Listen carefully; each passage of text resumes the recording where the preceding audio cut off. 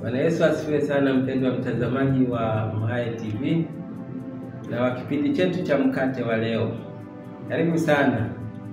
Najua unaendelea kufurahia, nami nikuombe furaha yako iwe ni pamoja na kuendelea kunifuatilia, na furaha yako nyingine pia iwe ni katika kusubscribe katika akaunti yangu.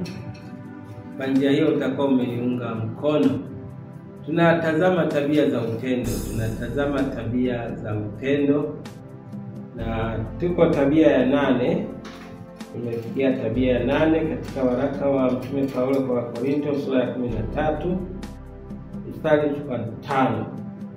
Anasema upendo haukosi kuwa na adabu, hautafuti mambo yake, hauoni uchungu. Tumefikia neno hauoni uchungu.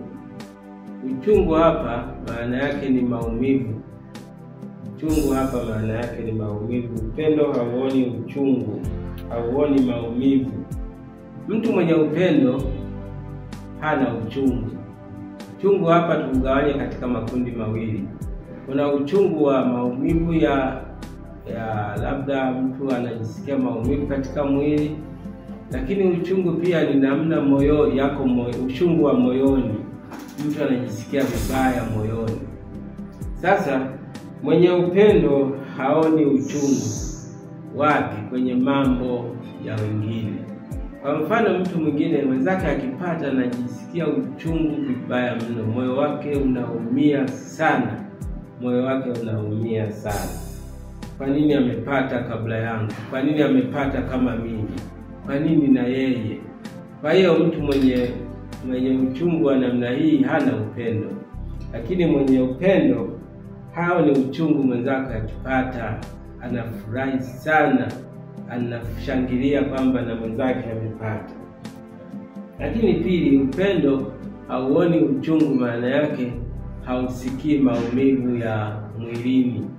Mfano, mtu akitendewa mabaya na mwenzake mwenye upendo, akitendewa ubaya na mtu mwingine, najua ubaya huo unauma, lakini yeye haumuumi. Kwa nini? Kwa sababu ni mtu mwenye upendo. Mtu mwenye upendo hasikii maumivu ya mabaya ya wengine, bali yeye anaona sawasawa tu, anaona kawaida tu. Kwa nini? Kwa sababu ndani yake hakuna uchungu.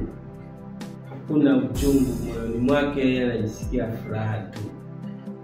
Iko hivi, ukiwaangalia wanandoa, watazame tu wale wanaopendana, wanaoishi kwa upendo katika ndoa yao. Hapati shida kwa mumewe, hapati shida na mke wake. Kwa nini? Kwa sababu anampenda. Kiwa unampenda mwenzako, hupati shida kwake, wala huoni uchungu. Akifanya jambo analofanya hujisikii vibaya.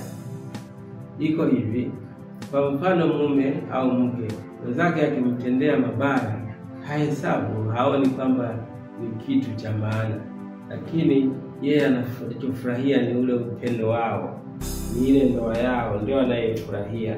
Kwa hiyo upendo hauoni uchungu, wenyewe unaona furaha tu siku zote, unafurahia tu mtu anapofanya mazuri, au likitokea baya hajisikii baya. Na hii ni kanuni ya maisha, kwamba ukimpenda mumeo una uchungu naye, ukimpenda mkeo una uchungu naye.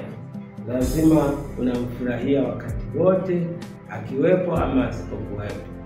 Basi mpaka hapo, Mungu akubariki sana uliyefuatilia na kusikia haya.